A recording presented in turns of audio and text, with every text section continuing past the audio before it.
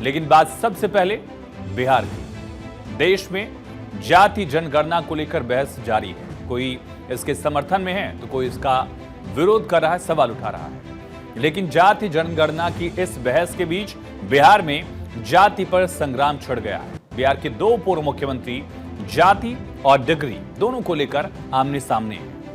मोदी सरकार में एक तरफ केंद्रीय मंत्री बिहार के पूर्व मुख्यमंत्री जीतन राम मांझी हैं और दूसरी तरफ आरजेडी सुप्रीमो पूर्व मुख्यमंत्री लालू यादव और उनका परिवार। इन दोनों हिस्सों के बीच, गुटों के बीच जाति को लेकर जंग चल रही है। दोनों एक दूसरे पर जातिवाद के तीर भी छोड़ रहे हैं। केंद्रीय मंत्री जीतन राम मांझी ने लालू प्रसाद यादव पर निशाना साधा।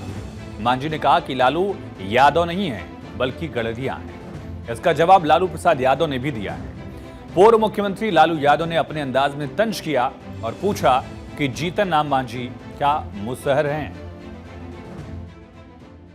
के पिताजी किसके जन्म में हुए हैं? गनेरिया के जन्म में हुए हैं, तो गनेरिया हैं, वो यादव नहीं है। मुसहर है क्या? तो जाति पर जंजाल, और वो भी एक ऐसे राज्य में जहां अगले साल विधानसभा चुनाव होने हैं। एक ऐसे राज्य में जहां जातिगत जनगणना हो चुकी है और दो दल जो जाति की राजनीति को लेकर अपना पूरा खेल रच रहे हैं। लेकिन बयानबाजी यहीं खत्म नहीं हुई है। लालू यादव ने जब मांझी की जाति पर हमला किया तब मांझी ने भी पलटवार किया। जीतन राम मांझी ने एक्स पर पोस्ट करते हुए कहा कि हाँ, हम मुसहर भुइयां हैं और इस पर मुझे गर्व है। ये ट्वीट जो है आप देख सकते हैं। लिखा कि लालू जी, हम मुसहर भुइयां हैं, हमारे पिता भी मुसहर भुइयां थे, हमारे दादा मुसहर भुइयां थे, हमारे परदादा इसी जाति के थे। और उन्होंने कहा कि हमारा तो पूरा खानदान ही मुसहर भुइयां हैं और हम तो गर्व से कहते हैं कि हम मुसहर भुइयां हैं। ये मांझी ने लिखा है। दरअसल शुरुआत हुई इसकी तेजस्वी यादव की तरफ से, जब उन्होंने जीतन राम मांझी की जाति को लेकर कहा था कि वो मांझी नहीं है, शर्मा है। इसी के जवाब में जीतन राम मांझी ने लालू की जाति पर सवाल उठाया, कहा कि वो यादव नहीं, गड़रिया है। जीतन राम मांझी जी का नाम मांझी जी है, लेकिन लोग तो इनको प्यार से जीतन राम शर्मा बुलाते हैं। जीतन राम शर्मा। तो तेजस्वी ने कहा कि जीतन राम मांझी नहीं बल्कि इनको प्यार से लोग जीतन राम शर्मा बुलाते थे। दरअसल तेजस्वी ने एक बड़ा हमला जीतन राम मांझी पर बोला था और तेजस्वी ने कहा था कि आरएसएस की पाठशाला में पढ़े हुए हैं, इनके बेटे भी आरएसएस की भाषा ही बोलते हैं, उसी पाठशाला में पढ़कर आए हैं। ये मांझी नहीं बल्कि शर्मा है, ये तेजस्वी ने कहा था। महादलितों का एक अलग वोट बैंक है। मुसहर जाति, जो जिस जाति से आते हैं मांझी, जिसका जिक्र उन्होंने खुद किया, मांझी, उसका भी एक अलग वोट बैंक है।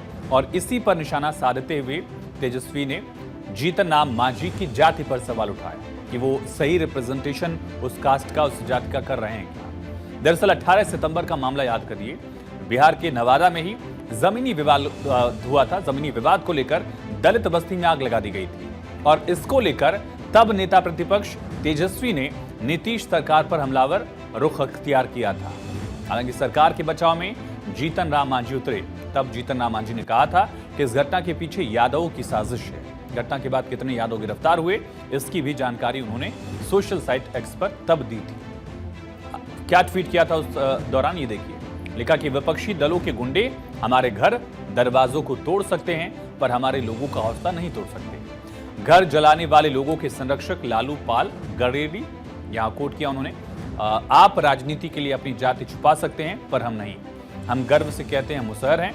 लालू जी में हिम्मत है तो वो भी कहकर दिखाएं कि हम गड़ेरी हैं। पूरे बिहार में दलितों की जमीन पर और मुसलमानों के कब्रिस्तानों पर किस पार्टी के समर्थकों का कब्जा है, ये सबको पता है। आपके लोगों ने बहुत दबा दिया है हमको। अब करारा जवाब मिलेगा। ये मांझी ने 19 सितंबर 2024 को नवादा के कांड के बाद लिखा था ट्विटर पर और मांझी के इस पोस्ट पर पलटवार भी किया गया था। नेता प्रतिपक्ष तेजस्वी यादव ने कहा कि जीतन राम मांझी और उनका बेटा आरएसएस स्कूल से पढ़े हुए हैं। जो आरएसएस कहता है वही मांझी और उनके बेटे बोलते हैं। सच नहीं जानना चाहते हैं कुछ, वो केंद्रीय मंत्री हैं तो सीएम से जाकर मिलें, कार्रवाई करवाएं।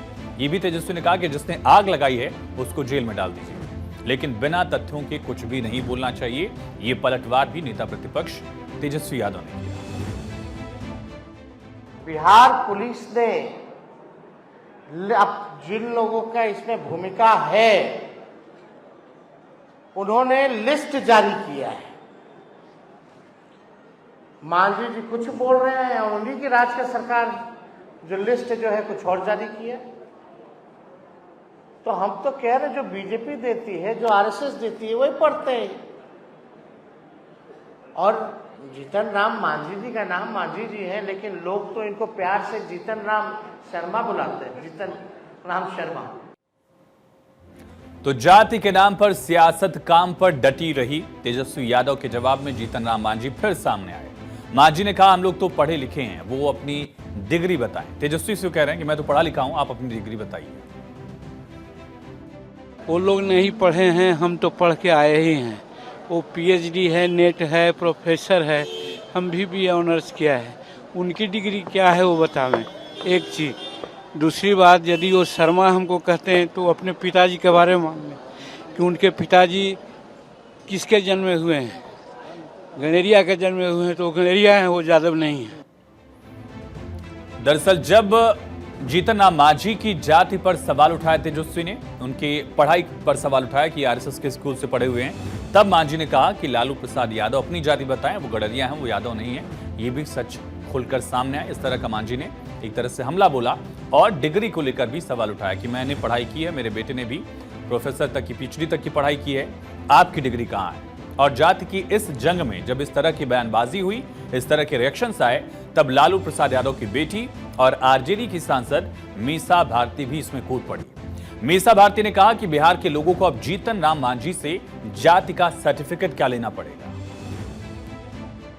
अब उन्हीं से जाति प्रमाण पत्र तो सब बिहार के लोग को उन्हीं से लेना पड़ेगा। मांझी जी से सीनियर नेता हैं। अब उन्हीं से जाति प्रमाण पत्र तो सब बिहार के लोग को उन्हीं से लेना पड़ेगा। मांझी जी से सीनियर नेता हैं।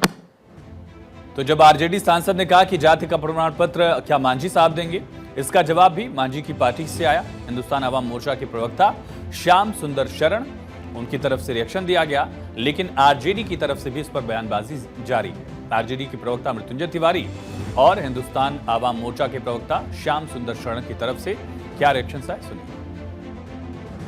लेकिन लालू प्रसाद यादव अपनी पूरी राजनीति में दलित विरोधी मानसिकता के रहे हैं। जब से वो राजनीति में आए, दलितों को अपने पैरों की जूती समझे उन्होंने।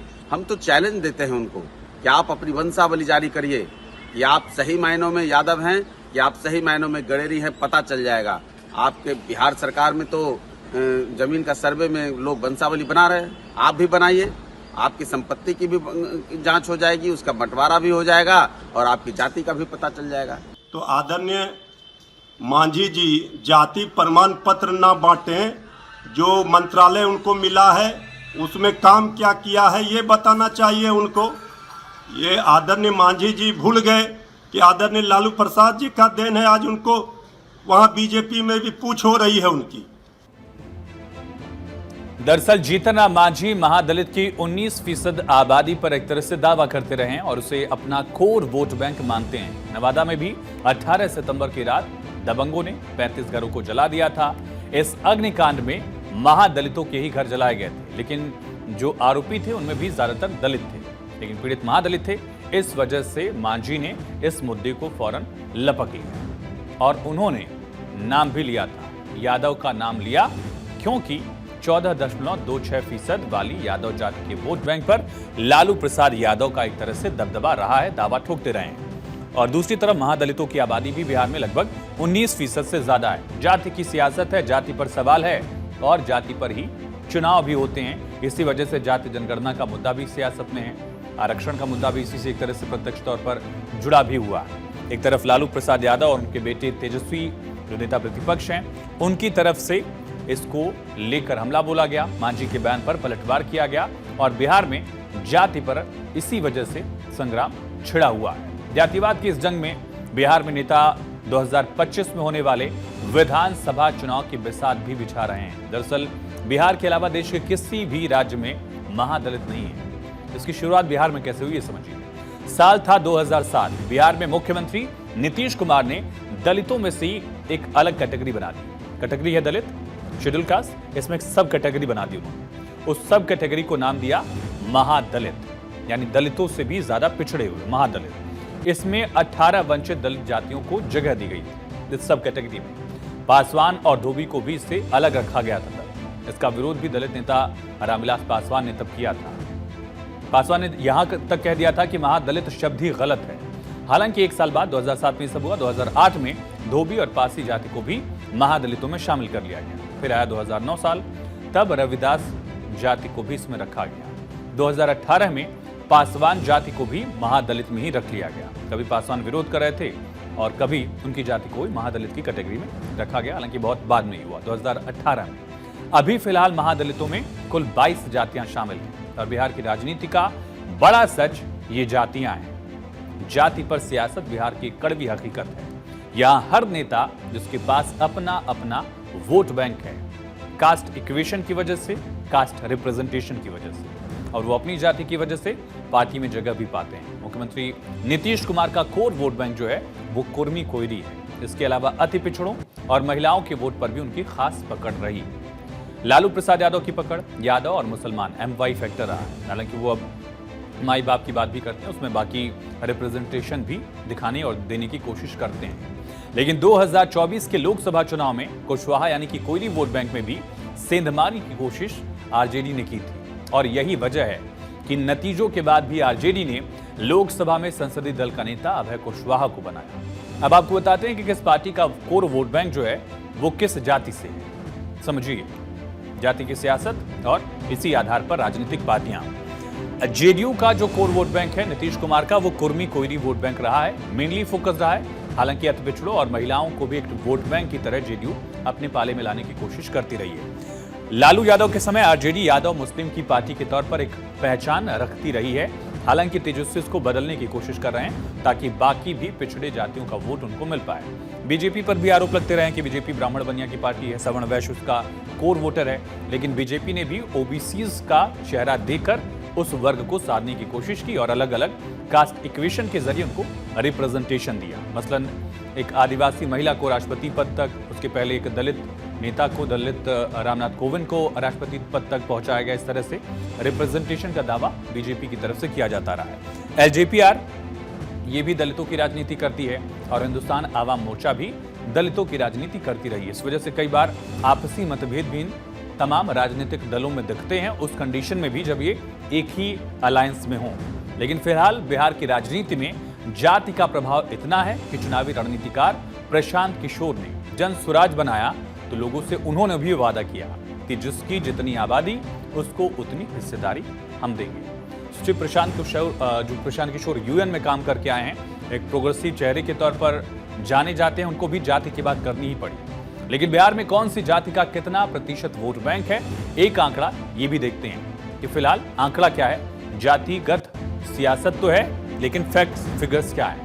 एक बड़ा हिस्सा है मुस्लिम्स का, अल्पसंख्यक आबादी 17.7% है और सेकंड नंबर पर वोट बैंक के लिहाज से यादव वोटर्स हैं, 14.26% यादव वोटर्स, जिसकी वजह से आरजेडी एक बड़ा हिस्सा राजनीति में रखती है। कदम जो है उसका लगातार मजबूत रहा है। कुशवाहा लगभग 4.27%, ब्राह्मणों की आबादी लगभग 3.6% है और थोड़ा सा इससे कम राजपूत 3.45%, भूमिहारों की आबादी 2.89%, फिर आते हैं कुर्मी 2.87% और तेली जाति की आबादी है 2.81%, फिर मुसहर जिससे मांझी जिस जाति से आते हैं इसकी आबादी है 3.08%, मल्लाह 2.6%, कायस्थों की आबादी 0.6% है और धोबी 0.8%, यानी ये कुछ जातियां जिनकी आबादी 1% से भी कम है। तो जाति पर जंजाल, जाति पर जंग इस वजह से हो रही है क्योंकि अगले साल बिहार में विधानसभा चुनाव है और उसी की बिसात जो है अभी से बच रही है।